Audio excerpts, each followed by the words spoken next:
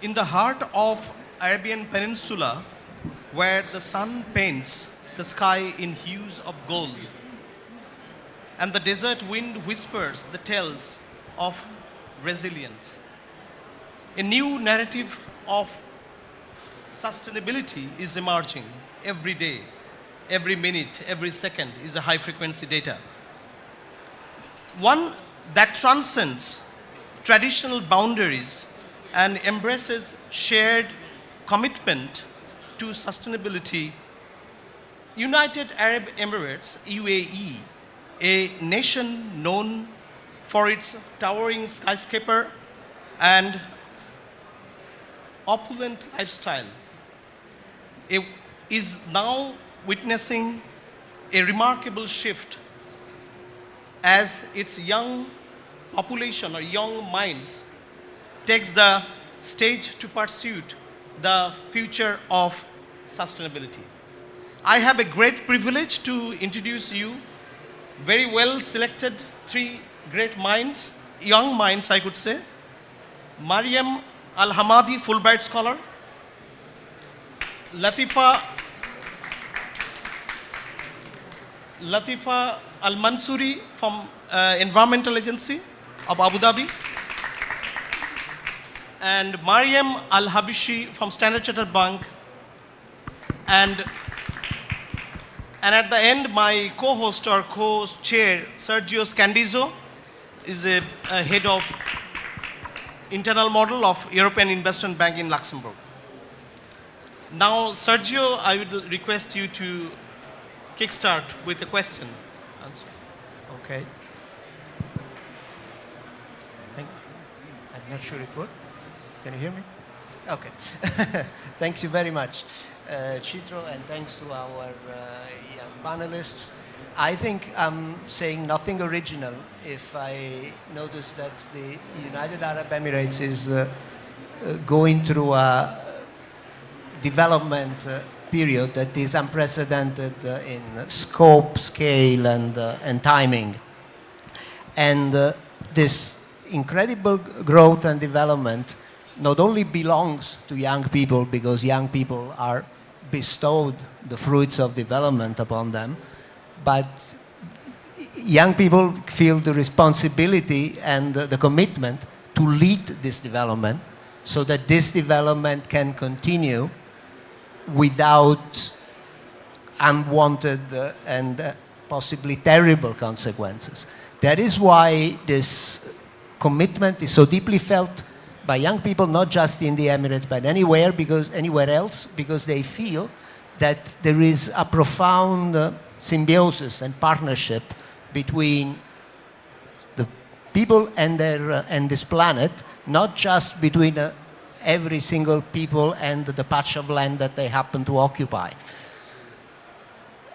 Now, the fundamental element of this commitment is how to ensure that development can continue without damaging the planet. And therefore, I would like to ask our first panelist, Mariam, what are, in your view, as a young mind in the Emirates, the critical strategies that young people need to follow, but not just young people, that everybody needs to follow in order to marry development and sustainability? Thanks a lot, Sergio, and good afternoon, everyone. First of all, I'd like to thank the Atlantic Council for hosting us today, and I would like to thank both Sergio and Chitro for the wonderful introduction. It's really a pleasure and an honor to be with you guys today.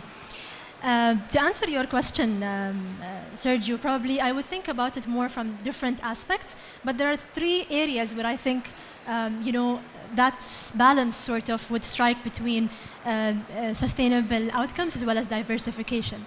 So the first one I would think of is basically the economic diversification. And I would like to shed some light as well on some statistics across the country. So if I look at two different sort of areas, right? So one is trade and the other one is tourism. If we look at trade, and let's focus on that in the beginning, I'd like to share some statistics here.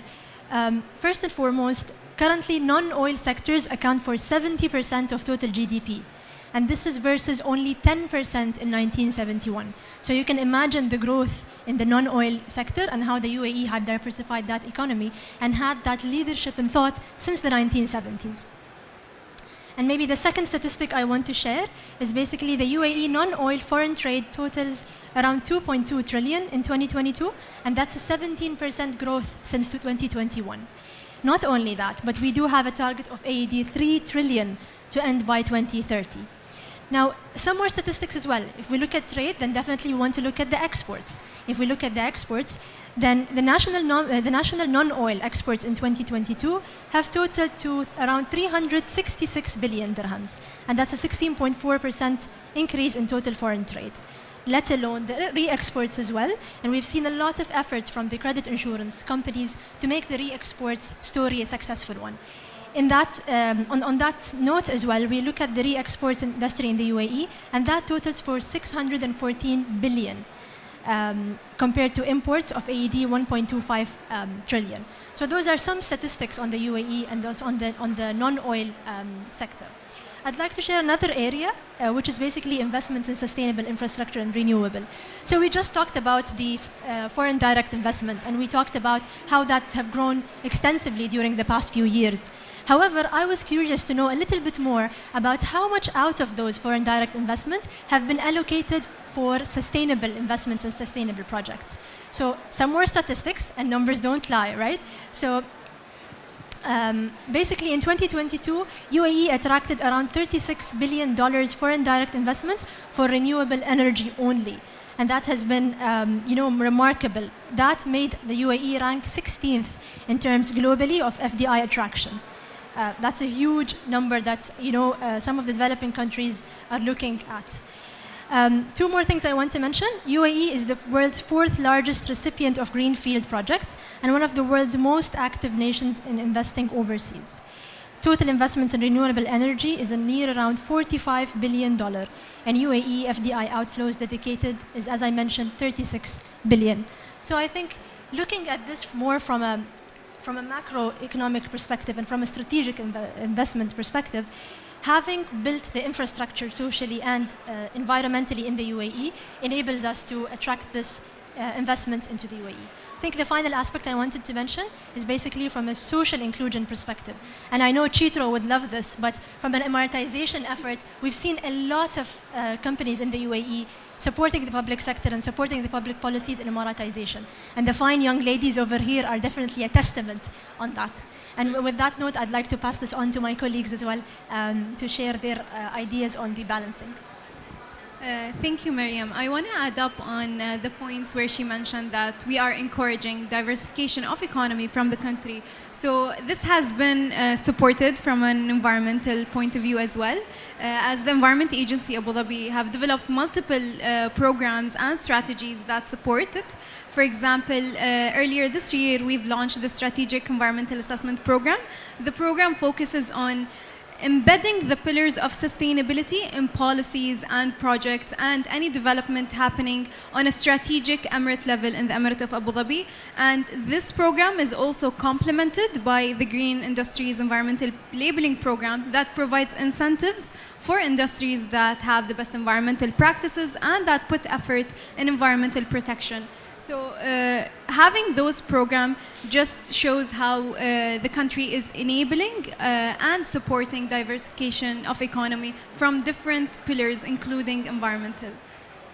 Thank you, Latifa. And just to elaborate on your point about domestic investment, so one example I've seen of this is particularly Abu Dhabi Investment Office's investments in agricultural technology, specifically vertical farming. And I think one example of vertical farming that's particularly relevant to the climate of the UAE are the pure harvest farms in Abu Dhabi and the oyster farms in Dubai. And I think these are just examples of how the UAE is willing to invest domestically to adapt to its unique needs. Perfect, perfect. So now I should ask a question to Latifa. So we have a culture, tradition and excellency and also boundaries that we are embracing to a new future. So what is so there is a link of sustainability, sustainable future, and the traditional ethics, traditional, I could say, pluralistic traditional values. How you link it? This is extremely fit to the theme of this year, as it has been named as the Year of Sustainability. So as Emirati individual, and I think anyone here can relate to this, we grew up so close to nature, and seeing our ancestors do that as well have planted the seed within us. So the love of nature and sustainability, we grew up within it. So one of the things or like an examples, let's say, from traditional practices, we can look up to the fishing practices our ancestors used to do. So they've avoided fishing with nets. They've developed something called hadra, which is basically a pool of lines along the shore where the tides would hit, and then the fish would be trapped with there. But the fish will be alive, so they would go by boat to the hadra, take how much they need, and then release what is there. So this showed that we've been taught to just use how much we need and leave the remaining for the coming generations and for others. Also, this can be linked with how mangroves are symbolized as carbon sequestration. They're not only that, but again, our ancestors used to rely on them. So dead branches of mangroves used to be transformed into what do we call them? One second. So they used to be transformed to some sort of fishing nurseries.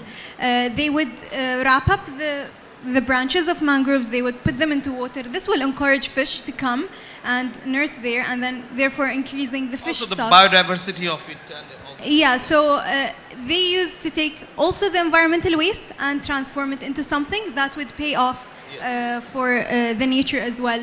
And if we look at the current strategies of the countries, we have huge investments done in nature-based solutions and specifically mangrove. We have set a target to plant 100 million mangroves by 2030, and the UAE is planting within the country and outside to reach up to this target. And there's also this initiative that has been launched in COP28 under the patronage of His Highness Sheikh Hamdan bin Zayed, the ruler representative of the Dhafra region. It's called Ghars al-Imarat, which is UAE planting, but the word ghars in Arabic, it's way deeper than that. It's like planting up to the root, where there's a pledge to plant 10 mangroves for every visitor coming to COP28. So imagine the investment and the governmental effort, leadership effort in this field. Also, if we can look at it from a youth perspective, Emirati youth, you will see them every week in mangrove areas planting. I know a person who would go every week and plant 2 mangroves in any initiative happening. And this is in the support of the Year of Sustainability team, as they pledged last year to plant 52,000 mangroves for the 52nd National Day, which we celebrated 2 days ago. So we can see the efforts in mangrove plantation and nature restoration, they're coming across all generations, whether it's elderly, leadership, or youth, or even children who are right now also involved in such plantation activities. Yeah, thank you, Latifa, for that very comprehensive summary of the environmental efforts on the ground. I also would like to share perhaps a personal anecdote about my perception of the cultural involvement in climate change and sustainability. So I graduated from NYU Abu Dhabi, and whose vice chancellor is now here. And NYU Abu Dhabi is located on Saadiyat Island. So throughout my studies, I have come across research that highlighted the role of the island in the UAE's early forays in sustainability. And one such example was a collaboration in the late 1960s and 1970s between the University of Arizona and Abu Dhabi in order to build greenhouse gases in Saadiyat Island that were capable of sustaining vegetables in the arid temperature of Saadiyat Island. And when throughout my research, when I came across this information, I was so surprised because as a student at NYU Abu Dhabi, little did I know that, 50 years ago, another American university was collaborating with my country in order to promote sustainability and to figure out ways in which we can just, achieve food security. And yeah. I would like to ask Mariam Al-Habishir about, because being a lover of mathematics or mathematician, I like that the inception of mathematics was in this part of the world, algorithm, algebra, everything. So tell me about the architectural phenomena linked with the culture and how that embraces the new society or sustainability, the cause of future sustainability. So I'll tell you one thing, Chitro. From whatever the ladies have mentioned today, this is very nostalgic for us, right? Yes, Because I this know, takes us really back to the old days. Fishing is one area. Another area which Mariam have mentioned, the Saadiyat. I don't think anyone, don't have very valuable memories from childhood when you mentioned the name of Saadiyat. This has been the place we go to the beaches, and we really cherish those moments when we were young. From an architectural point of view, a similar story applies as well. So when we go back to the areas where our parents have been raised and have lived, right? And this hasn't been very, very old days, but it has been maybe 50, 60 years ago. So when you go and visit those neighborhoods, you would really find the architecture there phenomenal, right? And the reason this is being phenomenal is that the architecture and the design was built on the basis of a cooling system. So basically, the design of the houses was done on a bargil format, right? That design helps cooling the area. So if you talk to the old people and our grandparents, they used to tell us that in the very hot days of summer, they had certain places where the cool area would actually concentrate, and this is where they used to sleep, and this is where they used to rest to get that breeze.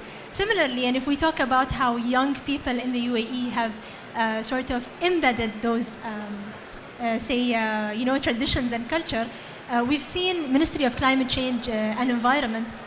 In 2019, they've launched a Green Bargil project, which is basically a project that not only uses the microalgae basically to reduce the CO2 and the gas emission, but also is used on an architectural basis to provide the cooling to the area. So you reduce CO2 and gas emissions, as well as you increase the cooling in the area. So that's one phenomenon on the architectural side. I think one more thing I would like to mention, and you've mentioned the mathematician, so probably you're the only mathematician in this room. And to be very honest with you, Chitro, I mean, a lot of people have that passion, but maybe not me, at least not at this point in time. But I'll tell you one of the entrepreneurial ideas that I've seen during the past few years is basically some of the entrepreneurs have focused on concepts of muhasaba or concepts of Islamic finance and integrated them into new applications, right? So what we've seen in the past, and I can quote one example, there's a crowdfunding application called Baytuki, which is recently called Baytukum. So the founder, which is an Emirati entrepreneur, have been inspired by the idea from the past, where we used to have a jam'iyya. I don't know if you guys are familiar with the jam'iyya concept, but it's basically like a chit fund. So for example, if between the three of us we make a jam'iyya, we'd put certain amount of money, and then for example Latifa would be taking that money home for that month, and then that would continue on the next few months accordingly between Maryam and Maryam, basically on this concept, right? So basically what happens in those concepts is that you encourage social inclusion without really the need basically to go outside your circle and your community. So what the application does in this case is basically it encourages females and it encourages people in general to do micro investments in real estate. So one of the sessions by Muhammad Yunus, Nobel Peace Prize, he mentioned that my thought of Grameen Bank were embraced from this part of the world as well. So you are rightly said, amazing. Thank you very much to mention that. Now, sir. Thank you. I think it is fascinating to see how young minds are reminding us that solution to the sustainability challenge can come not only from high-tech and super modern technology, but from old traditions and from the cultural heritage of people. And I don't want to spoil the mood, but there is, I'm sorry, another problem, which is it's going to cost a lot of money. transition and net zero is going to be the most expensive endeavor that humanity has ever tried to achieve.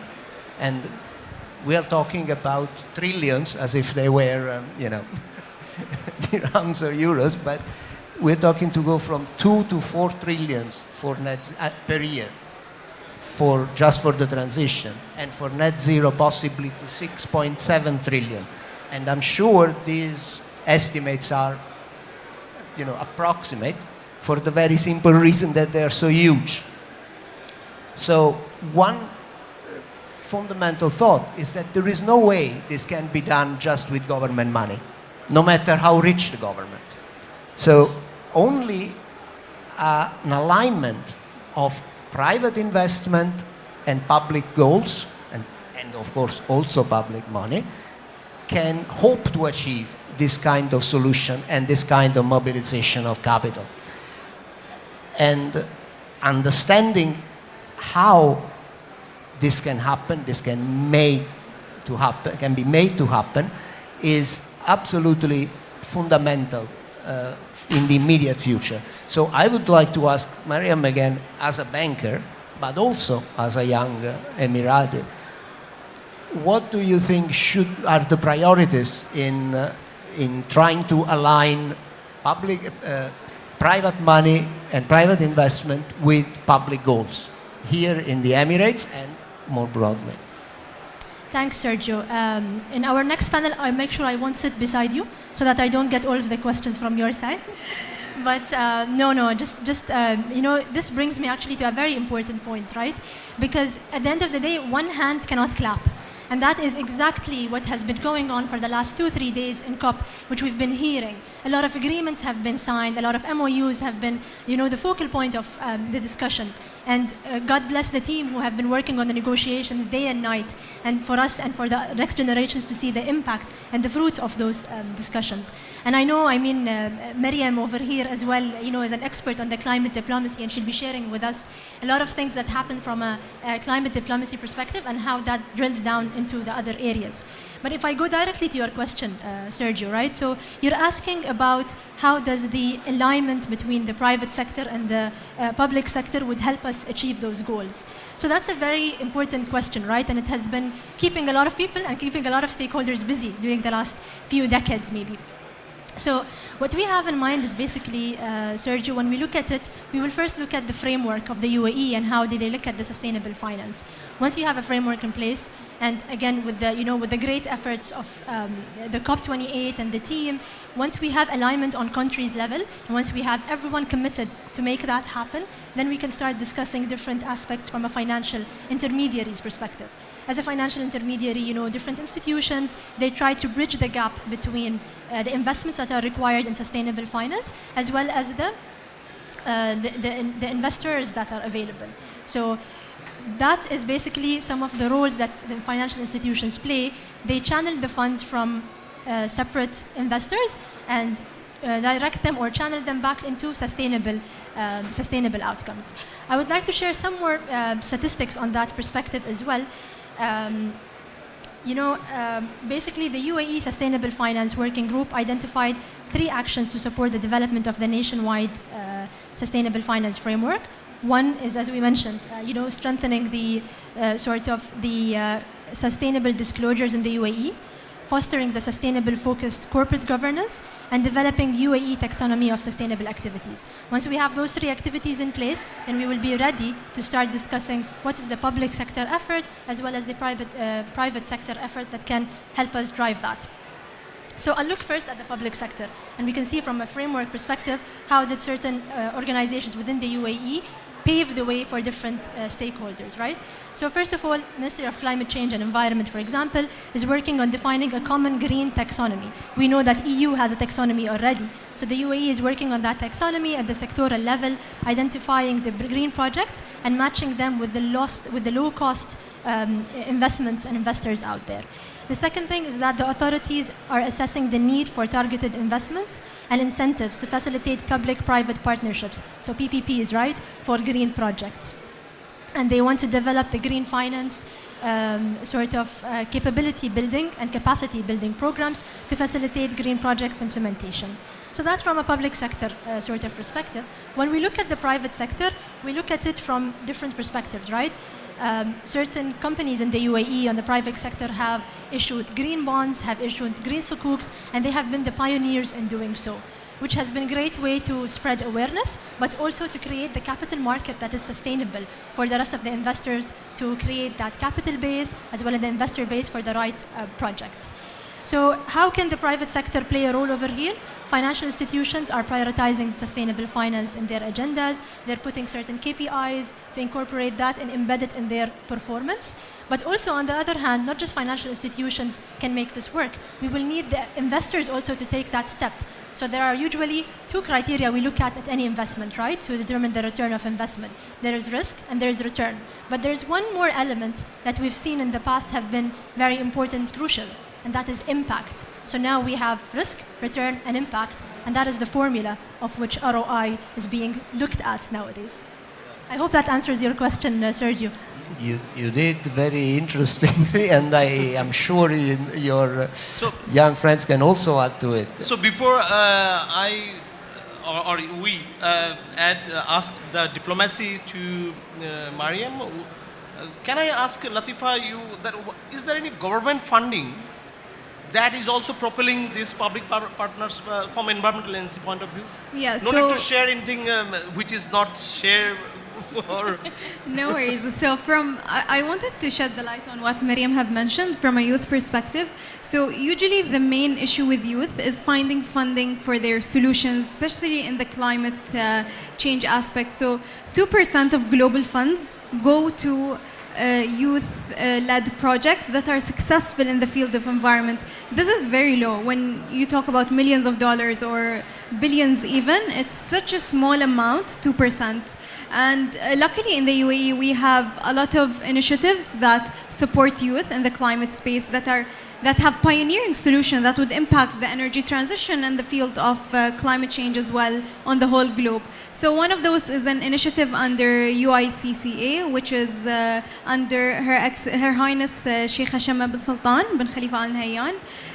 The initiative called Climate Call. So it's a platform where you can go in and pitch your idea. If your idea was mature enough and would extremely support the climate cause, you will get the funding you need to start and implement this initiative and this startup. So this is an open door for everyone who is really invested in the climate issue and really want to contribute, in this case, positively. Very good, very good. So we are talking about the public-private partnership domestically. What about internationally? When we know international, IMF, then little bit, I'm not going to, Sergio and I was discussing, I'm not going to that direction. But this IMF, financial institutions and WTO is part of G20. G20 is G7 and BRIC. And in BRIC now, GCC is also there. So just explain me or explain us how actually this paradigm shift, not only economic, but also like a awareness or future of sustainability to be embraced with the public partnership in a diplomatic level. Thank you. That's your topic. Thank you, Shidro, for your question. So I personally believe that climate diplomacy is essential to tackling the climate crisis, and this entire conference is a testament to that. And the United Arab Emirates has been a pioneer, not just regionally, but also globally, in carrying out strides in the field of climate diplomacy. And aside from this conference, some examples that we are all kind of familiar with, one of them is 10 years ago, or a little over 10 years ago, when Abu Dhabi won the bid to host IRENA, the International Renewable Energy Agency, the UN Observer Organization. And that organization has been operating in full force in Abu Dhabi ever since. And another example of this is the partnerships between the United Arab Emirates and South Korea on nuclear energy, on the Baraka power plant, which I believe has launched its third unit this year, and once it's fully functioning, I believe it's meant to power 25% of electricity needs. And so I think these initiatives are proof of UAE's commitment to collaborating internationally to achieve its net zero goals, to achieve its climate goals, and to ultimately strike a balance between using fossil fuels and using renewable and more clean forms of energy. And so I think climate diplomacy is essential. We already have the technologies, we already have solar technologies, wind technologies, you name it. But in order to put them to effect and in order to maximize impact, as Latifa has said, we need to work together, and this is where international cooperation is pivotal. Excellent. So, Sergio, would you like to add anything? I mean, I would echo what Mariam have mentioned. From an international perspective, we've seen the value of partnerships very recently, especially with the COP negotiations. And I think that effort has only been, in the right direction, and that have actually made us reach where we are today, and hopefully reach our targets soon. Thank you. I think we've covered a lot of Yes. a lot of ground. Thanks to our panelists. I mean, we have looked broadly at the challenges of conjugating development and sustainability. We have looked at solutions based on traditions and at the financial issue of financing this enormous effort, and at how this cannot be done not only by government alone, but it cannot be done by a single government alone. Yeah, it's something for that sure. has to rely on diplomacy in order to achieve the most effective outcome, but also the outcome that is fairer or Yeah. fairest for everybody. I would just like to say one last thing about the alignment of to public goals. I mean, I think there is a genuine commitment in the private sector to invest in a manner that is environmentally sustainable, but also that it's actually fostering the transition and the net zero goal, because it makes sense economically, because there is a wide support amongst all the companies, stakeholders across the world, and because there is a genuine commitment and a genuine understanding that this is the right thing to do.